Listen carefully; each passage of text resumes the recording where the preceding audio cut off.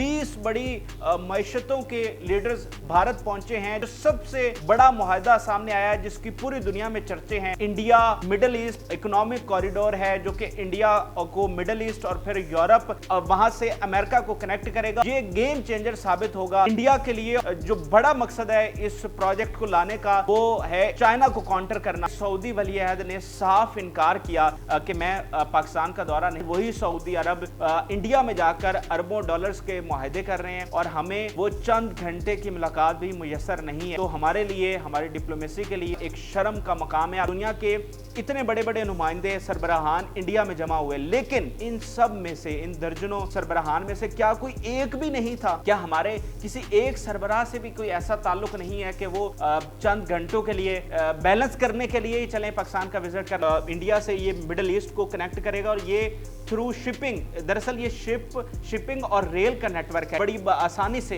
तिजारत में उसको मदद मिलेगी। यानी ये इंडिया से निकलकर आप देखें कि मिडिल ईस्ट जाएगा, मिडिल ईस्ट में फिर रेल के जरिए मिडिल ईस्ट से गुजरता हुआ फिर आगे यूरोप है, यूरोप से गुजरता हुआ आगे ये बताया जा रहा है कि ये आगे चलकर अमेरिका को भी कनेक्ट कर सकता है। इजराइल को शामिल कर लिया गया। अमेरिका एक अरसे से चाह रहा है कि इजराइल और अरब स्टेट्स हैं उनके ताल्लुकात बेहतर हों। आज देखिए कि इंडिया 600 अरब डॉलर का मुल्क बन चुका है और हम 1 अरब डॉलर के लिए भीख मांग रहे हैं। आज वर्ल्ड बैंक का MD Indian head, deputy manager है, वो भी एक इंडियन खातून है और वो इस इजलास में शरीक हुई और पीएम मोदी के साथ उसकी तस्वीर जो है वो बहुत वायरल हुई। आज इस इजलास में हमने देखा कि बांग्लादेश, साउथ अमेरिका की कमजोर मईशतें भी इसमें शरीक हुई बतौर मेहमान, लेकिन पाकिस्तान का कहीं कोई जिक्र नहीं है। आज दिल्ली ग्लोबल कैपिटल बन चुका है। आज हमारे हाथ से जो तस्वीरें जाती हैं उसमें लोग आटे की लाइनों में खड़े हैं, बिजली के बिलों पर एहतजाज कर रहे हैं, लेकिन इंडिया से जो तस्वीर, जो वीडियोस दुनिया भर को जाती हैं उसमें हम देखते हैं कि दुनिया भर के लीडर्स गांधी के उसको ट्रिब्यूट पेश कर रहे हैं। तो इंडिया कहां है और आज हम कहां पहुंच चुके हैं? एक वक्त था ये अहद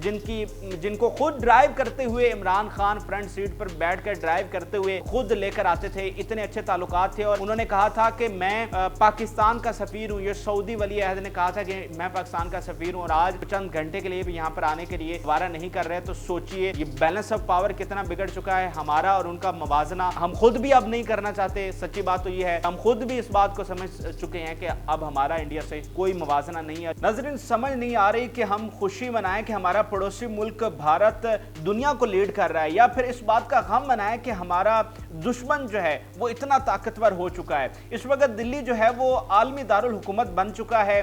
दुनिया के तमाम बड़े लीडर्स, 20 बड़ी मईशतों के लीडर्स भारत पहुंचे हैं, जहां पर G20 समिट का इनेकाद किया गया और इसमें जो सबसे बड़ा मुआहदा सामने आया है जिसकी पूरी दुनिया में चर्चे हैं, वो India middle east economic corridor है, जो कि इंडिया को मिडिल ईस्ट और फिर यूरोप और फिर वहां से अमेरिका को कनेक्ट करेगा। और बताया ये जा रहा है कि ये जो मेगा प्रोजेक्ट है बिलियंस ऑफ डॉलर्स का, ये गेम चेंजर साबित होगा इंडिया के लिए और दीगर ममालिक के लिए। और इसका जो बड़ा मकसद है इस प्रोजेक्ट को लाने का वो है चाइना को काउंटर करना। उसका बेल्ट एंड रोड जो इनिशिएटिव है जिसमें CPEC भी आता है, उसको काउंटर करना। लेकिन अब अहम सवाल यहाँ पर यह भी उठता है कि हम ये सुन रहे थे कि सऊदी अरब जो है वो अमेरिका के ब्लॉक से निकलकर चाइना और रशिया के ब्लॉक में आ रहा है, पाकिस्तान भी उसमें शामिल है। तो फिर अचानक से ये बड़ी तब्दीली कैसे आ गई? ये जो India middle east economic corridor है, ये असल में है क्या?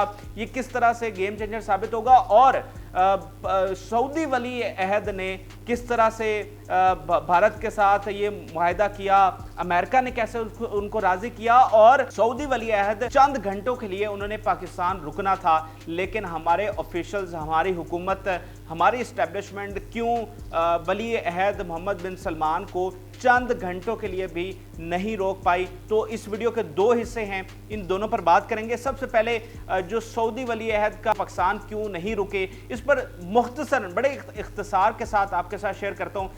नाज़रीन, ज़राए का ये कहना है कि सऊदी वली अहद ने साफ इनकार किया हमारी हुकूमत को, हमारी इस्टेब्लिशमेंट को कि मैं पाकिस्तान का दौरा नहीं कर सकता। शेड्यूल में ये था और ये खबरें भी चली थी कि सऊदी वली अहद जो है वो पाकिस्तान का दौरा करेंगे। उन्होंने G20 में शिरकत करनी थी और इस शिरकत से पहले चंद घंटे के लिए उन्होंने اسلام آباد میں رکنا تھا، لیکن اندرونی ذرائع یہ کہہ رہے ہیں کہ ان کے نہ رکنے کی بڑی وجہ یہ ہے کہ انہوں نے کہا کہ مجھ سے ملنے کے لیے کوئی ایسا ہم منصب موجود نہیں ہے کہ جن کے ساتھ میں بیٹھ کر بات کر سکوں. مثال کے طور پر یہاں کوئی الیکٹڈ پرائم منسٹر نہیں بیٹھا، یا پھر دوسری صورت میں کوئی مارشل لا نہیں لگا ہوا کہ کوئی فوجی قیادت بھی موجود ہو جو میری ہم منصب ہو، جس کے ساتھ بیٹھ کر میں بات کر سکوں. تو یہ ایک شہزادے کے لیے، یہ اس کی ریپیوٹ کے لیے اچھا نہیں ہوگا کہ وہ ایک ایسی قیادت کے ساتھ ملے جس کا عمومی تاثر یہ ہے کہ یہ ایک پپٹ ہے، یہ کٹ پتلی حکومت ہے. تو وہ اس سربراہ کے ساتھ، اس نگران وزیر اعظم کے ساتھ بیٹھنا اس کو ٹھیک نہیں سمجھتے. اس سے ان کی ریپیوٹ جو ہے وہ خراب ہوگی. اور کچھ ذرائع تو یہ بھی کہہ رہے ہیں کہ عمران خان چونکہ جیل میں ہیں تو ایسی صورتحال میں سعودی ولی عہد کا آنا اور اس پر آگے کو بات نہ بڑھانا تو شاید یہ بھی ان کے لیے ریپیوٹ ان کی خراب ہوتی پاکستان کے عوام میں، کیونکہ پاکستان کے عوام کی بڑی تعداد جو ہے وہ عمران خان کے ساتھ کھڑی ہے. لیکن وجوہات جو بھی ہوں، ہمارے وہ دیرینہ دوست جو کہ دہائیوں سے ہم کہتے ہیں کہ ہمارے سعودی عرب جو ہے وہ ہمارا سب سے قریبی ساتھی ہے، ہمارا دوست ہے. جب بھی ہمارا آرمی چیف بنتا ہے تو سب سے پہلا دورہ وہ سعودی عرب کا کرتا ہے، اور جب بھی پرائم منسٹر کو بنتا ہے تو بھی ہم سعودی عرب جاتے ہیں. لیکن آج وہی سعودی عرب انڈیا میں جا کر اربوں ڈالرز کے معاہدے کر رہے ہیں اور ہمیں وہ چند گھنٹے کی ملاقات بھی میسر نہیں ہے. تو ہمارے لیے، ہماری ڈپلومیسی کے لیے، ہمارے سفارتکاری کے لیے یہ بہت بڑا ایک شرم کا مقام ہے. آپ دیکھیے کہ دنیا کے اتنے بڑے بڑے نمائندے، سربراہان انڈیا میں جمع ہوئے، لیکن ان سب میں سے، ان درجنوں سربراہان میں سے کیا کوئی ایک بھی نہیں تھا؟ کیا ہمارے کسی ایک سربراہ سے بھی کوئی ایسا تعلق نہیں ہے کہ وہ چند گھنٹوں کے لیے بیلنس کرنے کے لیے ہی چلیں پاکستان کا وزٹ کر لیں؟ مثال کے طور پہ 20 سال پہلے کم و بیش امریکی صدر نے کچھ معاہدے کرنے کے لیے بھارت گئے تھے تو بڑا شور مچا تھا پاکستان میں. تو اس کو بیلنس کرنے کے لیے، یہاں کا ماحول ٹھنڈا کرنے کے لیے امریکی صدر جو ہیں وہ پاکستان آئے اور یہاں پر ایک علامتی کرکٹ میچ کھیلا. وہ کہ اس سے ماحول اتنا ٹھنڈا تو نہیں ہوا، لیکن آپ اس سے یہ اندازہ لگا سکتے ہیں کہ انہوں نے ہمیں اتنی ویلیو تو دی کہ چلیں ماحول کو ٹھنڈا کرنے کی کوشش کی، لیکن آج انہیں لگتا ہے کہ اس کی بھی ضرورت نہیں ہے. پاکستان کسی کھاتے میں نہیں آتا. اور جو ہمیں لالی پاپ پڑھایا جاتا تھا کہ جناب بڑی کوئی اسٹریٹجک اہمیت ہے پاکستان کی، کوئی لوکیشن، کوئی جغرافیائی طور پر پاکستان کی بڑی اہمیت ہے، تو یہ اہمیت ہے جناب آج وہ کھل کر واضح ہو گئی ہے. تو اب چلتے ہیں India Middle East economic corridor ہے. سب سے پہلے میں آپ کو میپ پر یہ دکھانا چاہتا ہوں. اگر آپ میپ پر دیکھیں تو آپ بڑی آسانی سے اس کو سمجھ سکتے ہیں. یہ انڈیا سے یہ مڈل ایسٹ کو کنیکٹ کرے گا، اور یہ تھرو شپنگ، دراصل یہ شپنگ اور ریل کا نیٹ ورک ہے. بڑی آسانی سے تجارت میں اس کو مدد ملے گی. یعنی یہ انڈیا سے نکل کر آپ دیکھیں کہ مڈل ایسٹ جائے گا، مڈل ایسٹ میں پھر ریل کے ذریعے مڈل ایسٹ سے گزرتا ہوا پھر آگے یورپ ہے، تو یورپ سے گزرتا ہوا آگے یہ بتایا جا رہا ہے کہ یہ آگے چل کر امریکہ کو بھی کنیکٹ کر سکتا ہے. تو یہ اس کا مجموعی طور پر ایک کنسیپٹ تو واضح ہو گیا ہے، لیکن آگے جب اس کو عملی جامہ پہنایا جائے گا تو کون سے دیگر ممالک شامل ہوں گے؟ مثال کے طور پہ ابھی جو ممالک اس میں شامل ہیں، انڈیا سے شروع ہوگا، اس میں یو اے ای شامل ہے، پھر سعودی عرب ہے، پھر جارڈن ہے، اور پھر اسرائیل ہے. اب یہ بڑی امپورٹنٹ بات ہے، بڑے اختصار کے ساتھ میں آپ کے ساتھ شیئر کر دوں کہ اسرائیل کو شامل کرنے کے لیے بڑے مہینوں تک یہ بیٹھکیں ہوتی رہی ہیں. دراصل یہ جو انیشیٹو یہ سب سے پہلے امریکہ نے شروع کیا. امریکہ اس کا کانسیپٹ لے کر آیا. امریکہ اور اس کے اتحادی بڑے عرصے سے جو چائنا کا بیلٹ اینڈ روڈ انیشیٹو ہے اس کو کاؤنٹر کرنے کی کوشش کر رہے تھے.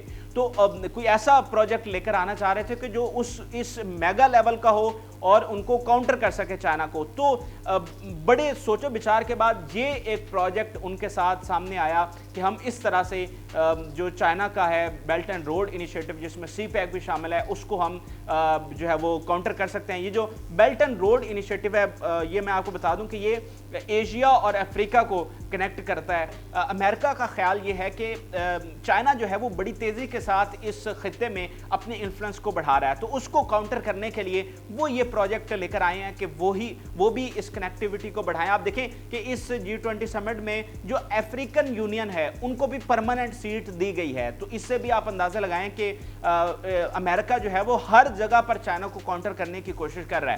تو یہ جو پروجیکٹ ہے اگین اس پر کہ یہ انڈیا سے بائی شپنگ یہ کنیکٹ کرے گا مڈل ایسٹ کے ساتھ, اور वहां से फिर बाय रेल मिडिल ईस्ट से फिर होता हुआ ये यूरोप जाएगा और फिर यूरोप से आगे ये अमेरिका जा सकता है। अब कंट्रीज की हम बात कर रहे थे कि कौन कौन से कंट्रीज इसमें शामिल होंगे। वाज़ेह तौर पर तो सऊदी अरब, यूएई और जॉर्डन मिडिल ईस्ट से ये इसमें शामिल है। ईरान के हवाले से बात चल रही है कि ईरान को भी इसमें शामिल किया जाए, क्योंकि ईरान की अपनी अहमियत है और इंडिया के भी उसके साथ अच्छे ताल्लुकात हैं, लेकिन अभी तक अमेरिका इस पर राज़ी नहीं है। और इसके साथ साथ क्या ओमान को इसमें शामिल किया जाएगा, ये भी अभी ज़ेर बहस है। मिडल ईस्ट के दीगर कौन से ममालिक होंगे ये भी अभी ज़ेर बहस है, लेकिन इजराइल को शामिल कर लिया गया है क्योंकि अमेरिका एक अरसे से चाह रहा है कि इजराइल और जो मिडल ईस्ट की अरब स्टेट्स हैं उनके ताल्लुकात बेहतर हों। तो इसके लिए इस प्रोजेक्ट में इजराइल को शामिल किया गया। पहले सऊदी अरब से मुशावरत की गई, यूएई से मुशावरत की गई, फिर इंडिया से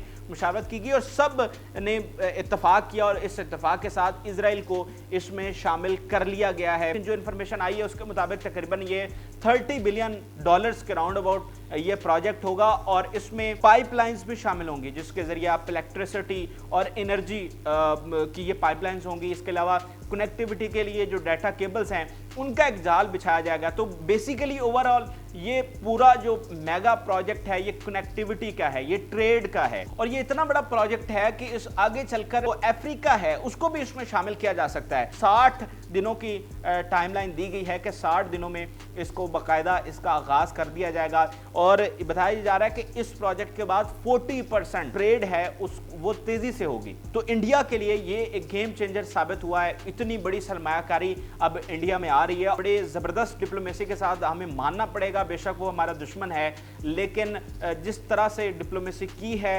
इंडिया ने, आप देखें कि चाइना के प्रेसिडेंट इसमें शामिल नहीं हुए, रशिया के प्रेसिडेंट इसमें शामिल नहीं हुए, लेकिन उसके बावजूद कितनी कामयाबी से G20 समिट कामयाबी से लेकर चले और इतनी भारी इन्वेस्टमेंट लेकर आए। और सऊदी अरब, यूएई जिनके साथ हम समझते हैं कि हमारे बड़े अच्छे ताल्लुकात हैं, हमें बिल्कुल लिफ्ट कराना गवारा नहीं की, चंद घंटे के लिए भी यहाँ नहीं आए बल्कि वहाँ पर गए और अरबों डॉलर्स की इन्वेस्टमेंट का वहाँ पर ऐलान किया। तो एक टर्म पढ़ाई जाती है IR में कि बैलेंस ऑफ पावर, दो रियासतों में जो आपस में दुश्मन हो तो उनमें बैलेंस ऑफ पावर कायम होना चाहिए। हमेशा से पाकिस्तान और इंडिया में बैलेंस ऑफ पावर कायम रखने की कोशिश की जाती रही है। हथियारों की सूरत में जब इंडिया ने न्यूक्लियर अपना प्रोग्राम शुरू किया तो बैलेंस ऑफ पावर बिगड़ गया, तो फिर हमने अपना न्यूक्लियर प्रोग्राम लेकर आया जिससे बैलेंस ऑफ पावर कायम हुआ। तो आज मुझे लगता है कि इकोनॉमिकली हमारा बैलेंस ऑफ पावर बहुत बुरे तरीके से बिगड़ चुका है।